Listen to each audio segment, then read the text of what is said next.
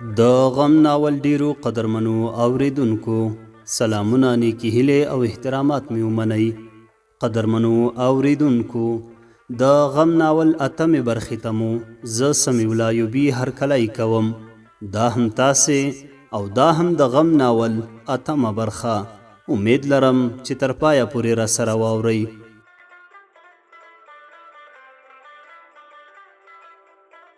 پلاره، ته لاړې خو زما د وجود نیمایي برخه دې له ځانه سره یوړه، ځکه خو اوس د پخوا په څیر ځواکمنه نه یم.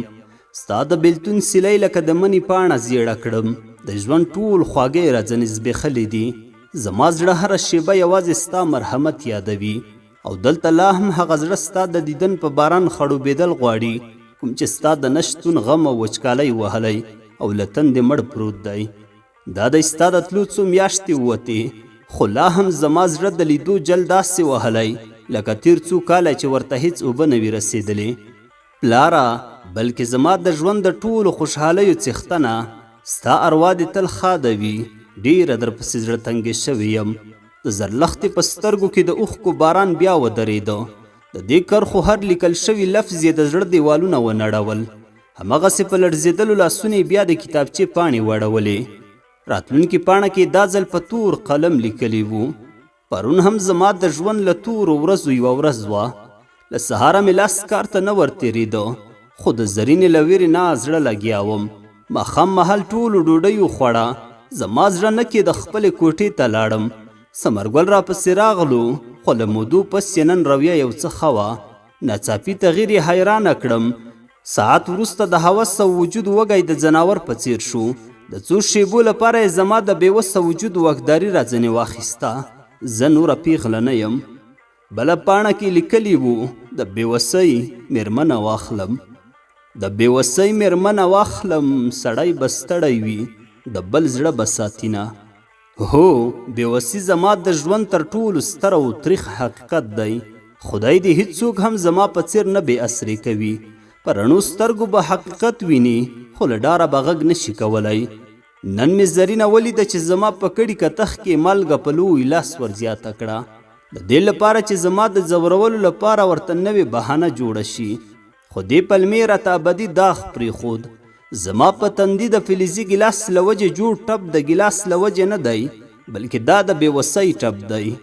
د هغه بېوسۍ چې هر څه مې لیده، خو له ویرې مې غږ نشو کولی.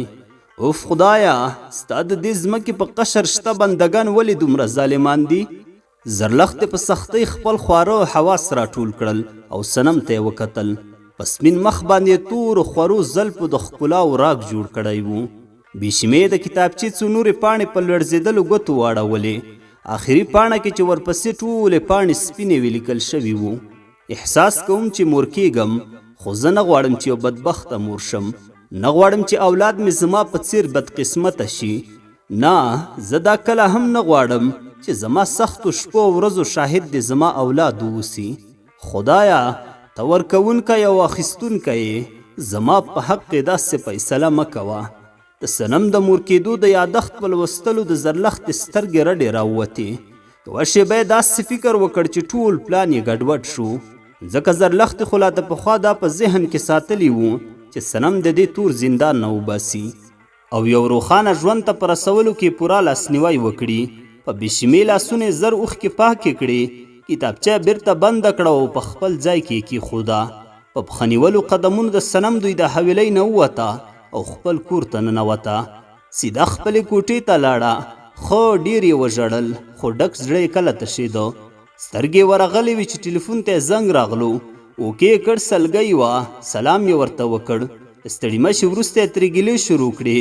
ویل یې پرون دې یو احوال هم رانه کړ چې ورسېدو، او نه دې بیرته زما د پلار یو احوال واخیست چې په خیر در رسېدلی و که نه.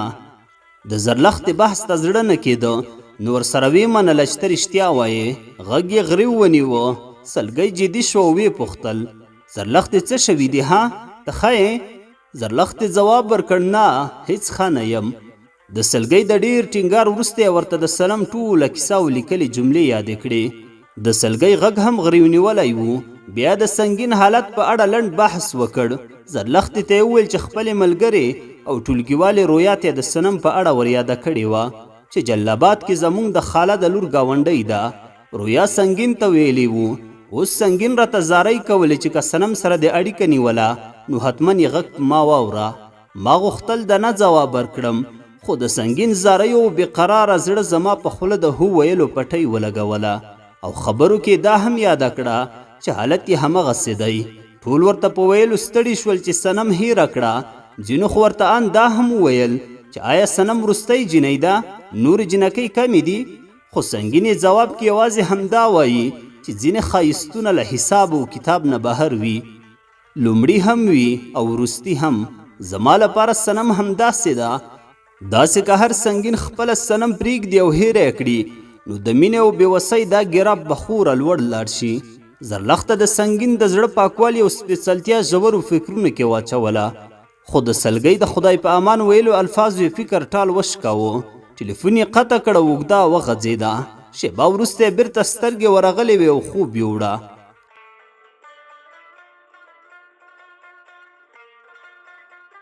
شپې او ورځې تېرېدې. هوا هم نسبتاً ګرمه شوې وه. پسرلی و خو لا یې هوا له لومړیو ورځو ګرمه ښکارېده. شاوخوا ټوله فضا جنتي شوې وه.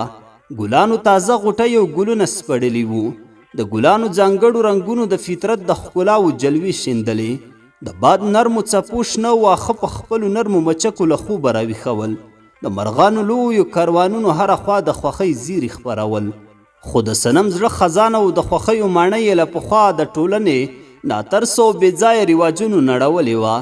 صنم د پښتو دود په داسې کلکو او استوارو ځنځیرونو تړلې وه چې صنم یې له ماتولو نه عاجزه وه. ترمنځ یې د فاصلو ولاړ او هسک غر یوازینی ورور تقدیر او سنگین ډېر لرې کړي وو. خوږ پلار یې ترې ابدي زنداني کړی وو. د صنم د قسمت تورې شوې پاڼې بدلیدونکې نه وې. په خپل ور رسېدلي قسمت پرته له صبره بله چاره یې نه درلوده. ځکه خو یې د ټولو خبرې لکه د غلامې په څېر په سر سترګو منلې. د هغوی سپکې سپورې ویل ورته نور عادي شوي وو. ځکه د هرې ورځې پیل او پای ته یې همدې سپکو تورو ښه راغلاست وایه. خو کله به چې تنګه شوه نو ځان ته به یې ښېراوې پیل کړې. د پلار ابدي بېلتون یې هغه درد و چې لا پسې زیاتېدو خو کموالی نه درلود. د بل خوا د تقدیر له احواله ناخبري یې زر قسمه ویرې او شکونه زړه ته اچول. کوم سهار به چې زړګی ماما یا تقدیر یې په خوب کې ولیده نو ټوله ورځ به بیا طبیعت خراب و. و شپه یې خوب ولیده چې وشین چمن کې ناسته وي. زړګي ماما تک سپین کالي اغوستي وي او د چمن منځ نه سره او سپین رنګه ګلونه ټولوي. صنم ور منډه کړي په نیولي غږ ورته ووایي پلاره خلکو خو ویل چې ته مړ شوی یې. زړګی ماما یې لاسونه ونیسي په سر یې ښکل کړي او ورته ووایي خلک خو به ډېر څه وایي. صنم حیران حیران ورته ګوري. صنم ته هم د ګلونو د راټولولو بلنه ورکوي. خو کله چې ګلان راټول کړي نو په لمن کې واچوي او روان شي.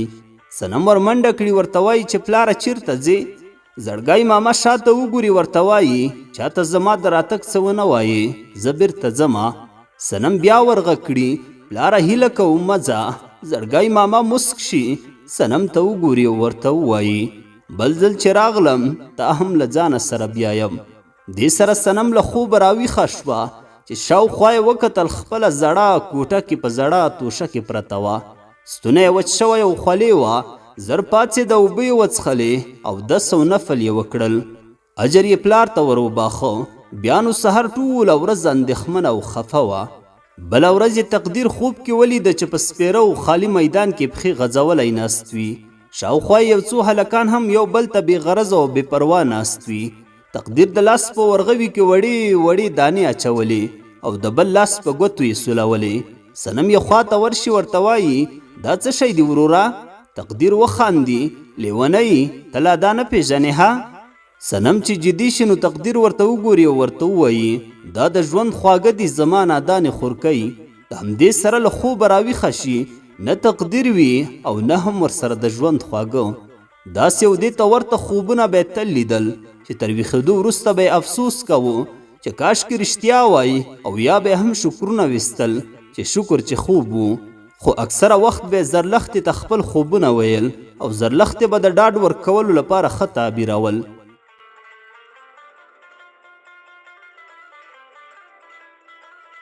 یو ورځ سهار مهال صنم خواشینې ښکارېده.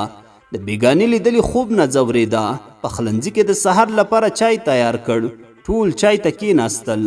صنم جارو راواخیسته او د حویلۍ په جارو یې شروع وکړه. د لویو ونو نه د خزان رالوېدلې پاڼې په جارو راټولولې. د نوموړو پاڼو ژوند هم کټ مټ د صنم په څیر و، ځکه بلا مودې ونې ته ښکلا ور په برخه کړه. خو چې ونې د نوي موسم او تازه پاڼو د پیدا کېدو هوس واخیست، نو موجوده پاڼې چې د موسم د بدلیدو درد زیړې او په ګوګل وچې کړې وې، د ونو ظلم پاڼې لاندې په ځمکه په بې رحمۍ وغورځولې. اوس نو د ځمکې په مخ بېوسه پرتې وې. کله یې لار نه تېرېدونکی لاروی تر پښو لاندې کړي او کله هم د باد څپې نامعلوم لور ته په هوا کړي، په ځمکې او ګړنګونو کې وغورځوي او آخر آن بني آدم هم ورک شي. صنم هم د لوېدلې زیړې پاڼې په څېر په ځمکه پرته وه. زرینې اولادونو یې د ظلم له هر ګړنګه وغورځوله، خو دا لا معلومه نه وه چې د خزان د دې پاڼو د صنم برخلیک به یو شي او که نه. حویله یې جارو کړه، لاسونه یې هوا ته خواره کړل، ستوماني یې وویسته او بیرته د پخلنځي په لور روانه شوه. په پخلنځي کې یې لوښي مینځل او د آرامو زمزمو شور یې ورو ورو پورته کېده. که دیدن کړې تلوار را وکړه، که دیدن کړې تلوار را وکړه، بیړۍ ډوبیږي په تخته ولاړه یمه.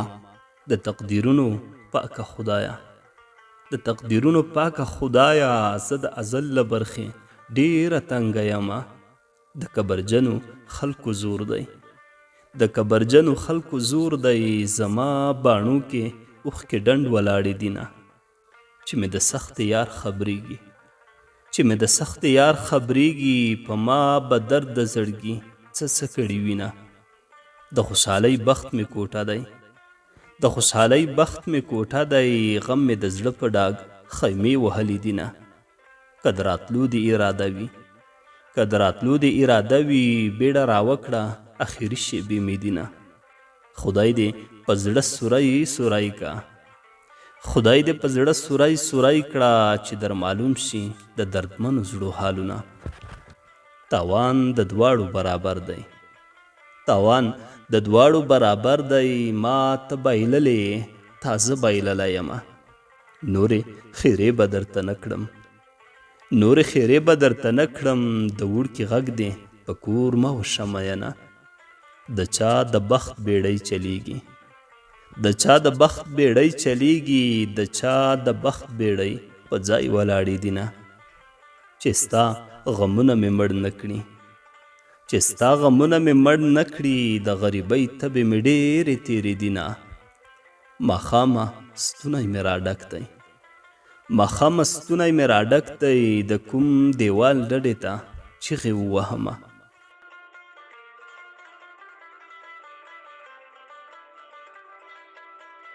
صنم د زمزمې شور سره د ونو ناستو مرغانو خپلې زمزمې غلې کړي. د باد ګرمو څپو سره په ونو کې ځوانو او تاندو څانګو یو بل ته غاړې ورکړي. د مرغانو غلې نندارې د باد له وجې د ځوانو څانګو عاشقانه رفتار او د صنم ښکلی او جلبونکي غږ یو عجیبه کیف کاوه. د صنم زمزمې د کور څلور واړو دیوالونو کې نغښتې ویره او پابندي د لنډ مهال لپاره ماته کړه. غږ یې په دمه دمه لوړېده. ثمرګل او څانګه ورته حیران ولاړ وو. د مرغانو باد وړاندې کوونکې ننداره او د صنم هغه سوځنده غږ چې یوازې به په ژړا کې بند اورېدل کېده، نن هر بندښت مات کړی وو. هلته ورته ثمرګل او څانګه ګوته په خوله پاتې وو. صنم د خپل زړه درد کې ډوبه ورکه وه، سترګې پټې وې. کله چې ثمرګل او څانګې ته پام شو، غږ یې ستوني کې بند شو. سترګې لاندې واچولې او غلې ودرېده، لکه مرغۍ چې د زمزمو د شور په وخت کې د ناترسه ښکاري له ویرې غلی شي. څانګې ته د صنم غږ بلا خوند ورکړی وو، ځکه خو یې ورته په خواږه نظر ورکتل. ممکن سترګو کې همدا ویل چې هیله کوم یو ځل بیا د ښکلی غږ راوباسه. په خوله یې څه نه ویل، سترګو او زړه یې همدا نارې وهلې چې بیا ادامه ورکړه. ثمرګل هم پرته له څه ویلو غلی تیر شو. صنم هم بیرته ځان د لوښو په مینځلو بوخت کړ. اوس څانګه هم د پخوا په نسبت ډېره ښه شوې وه. زرینې به که د صنم د ځورولو کوشش کاوه، نو بل خوا به څانګې ورته پټ تسلیت ورکاوه. یو ورځ کله چې ثمرګل د زرینې په شیطانت صنم ووهله، صنم وږې ویده شوه. نو یو وخت یې د کوټې دروازه په کراره خلاصه شوه. ویې لیدل چې څانګه د خوړو سره پټه راننوته صنم ته یې ډوډۍ کېښوده او ورته ویې ویل چې حتما یې وخوره. څانګه د زرینې له ویرې بیرته پټه او ساه نیولې ووته. اوس ډېر ځله داسې کېدل چې د زرینې نه پټ به څانګې په صنم مهرباني کوله. د زرینې مخکې به یې بیا له ویرې هیڅ هم نشو کولی. ابوبکر او عثمان به هم چې تل لیدل صنم د دوی خدمت کوي او لکه د غلامې په څیر یې هره خبره مني او د هرو بدو په مقابل کې غلی وي، نو ځکه اوس اکثره وخت به یې د زرینې د هر غیبت او شیطانۍ باوجود هم غلی پاتې کېدل. او دې حالت به نو زرینه ډېره نارامه کوله، ځکه د یوسف مړینې د زرینې په زړه داسې اور بل کړی و چې هیڅ نه مړ کېده. وخت او ژوند لکه د سمندر څپې داسې روان و. داسې ورځ به ډېره کمه راتله چې صنم د زرینې د خبرو ښکار نشي. صنم ورسره نور عادت شوې وه، ځکه به یې اوس دومره بد اثر نه پرې کاوه. کله به یې چې په بدو ردو کې د صنم مړ پلار په بد نوم یاد کړ، نو بیا به یې د بېوسۍ اوښکو په رخسارونو لارې وکړې. یوه ورځ کله چې زرلښته راغله او د صنم په ژړا سرې سترګې ولیدې، نو د علت پوښتنه یې وکړه. صنم یې ځواب کې سلګو ونیول او ورته ویې ویل: زرلښتې، لوښي مې مینځل، شیشهیي کاب رانه مات شو. زرینې خاله مې مړ پلار ډېر په بد یاد کړ. راته ویې ویل: د خیراتګر لورې، لکه چې دنیا دې نوې په سترګو ولیده، مغروره شوې او اوس دې دومره خاني اعلان کړه چې د قبر نه لوښي په ځمکه غورځوې. څو د څپېړو کلک ګزارونه یې هم راکړل، هیڅ بد را باندې ونه لګېدل. یوازې د پلار یادول او هغه په دې ډول الفاظو مې زړه سخت ودرداوه. نه پوهېږم آخر له ما څه غواړي. که ما ته هر څه وایي ودې وایي، خو زما مړ پلار دې نه یادوي. صنم سلګو واخیسته. د زرلښتې سترګې هم له اوښکو ډکې شوې. په سترګو کې د زرینې لپاره نغښتې کرکه نوره هم زیاته شوه. د صنم لاسونه په خپلو لاسونو کې کلک ونیول او ورته ویې ویل: صنم، بلکې زما زړورې صنم، خیر دی د دوی خبرې زړه ته مه نیسه. که داسې هرې وړې او لویې خبرې ته زړه وخورې، نو دا به د ښایست ته لوی زیان ورسوي. او هو، داسې مړه مه راګوره چې په زړه مې خنجر خښوي. یو خو دې سترګې ښکلې دي، بل چې داسې مړه راوګورې نو زړه مې اوبه اوبه کړې. بیا همغه شیبه دا افسوس وکړم چې وه خدایه، زه دې ولې هلک نه پیدا کولم چې دا ښکلې ګلرنګه صنم مې کړې وای. صنم په وچو شونډو وخندل، اوښکې او ترخه موسکا یې سره یو ځای شول. زرلښتې د صنم نیولي لاسونه خوشي کړل او د صنم تورې اوږدې زلفې په خپل مخ راخورې کړې. لږ څه په شرارت یې وویل: واه واه، زه خو بیخي په جنت کې یم. د تورو زلفو عطرینه خوشبويي به هوښه کړم. ای خلکو، راشئ وګورئ، زه په دې دنیا کې د جنت څښتنه یم. صنم دا ځل د زړه د خلاصه په کړس وخندل. د زرلښتې له مخ نه خپلې خورې زلفې لکه د ناوې د ناس په څیر په آرامه راټولې کړې او ورته ویې ویل: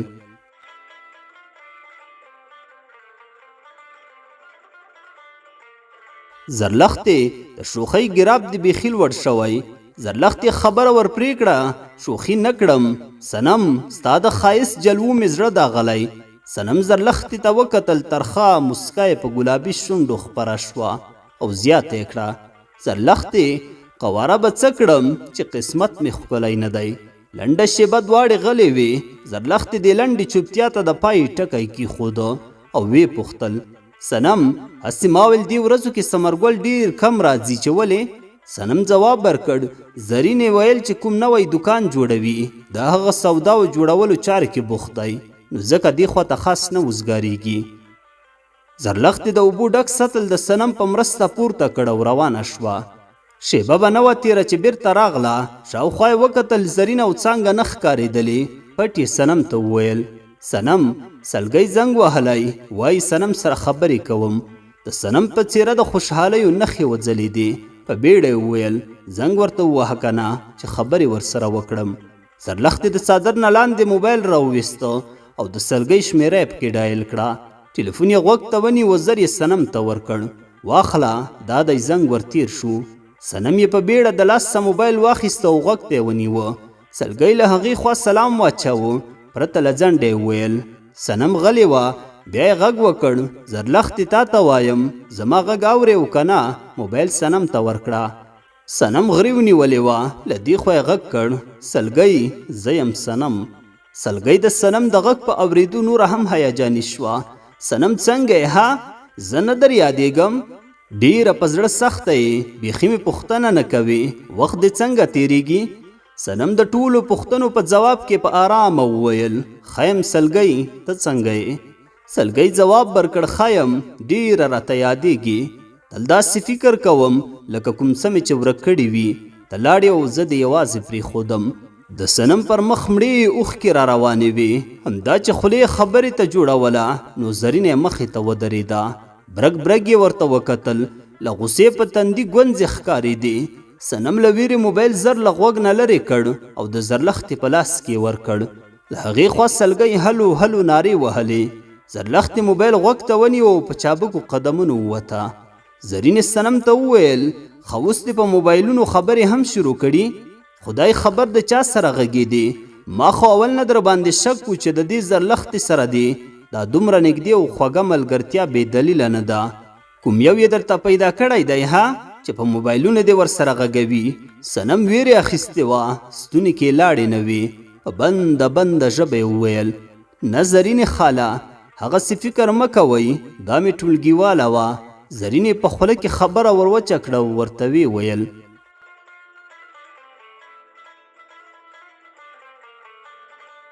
د غم ناول ډیرو قدرمنو اوریدونکو، دا وه د ناول 8مه برخه. تر بلې یعنې راتلونکې وروستۍ برخې پورې مو په لو څښتن تعالی سپارم. ښاد و آباد اوسئ.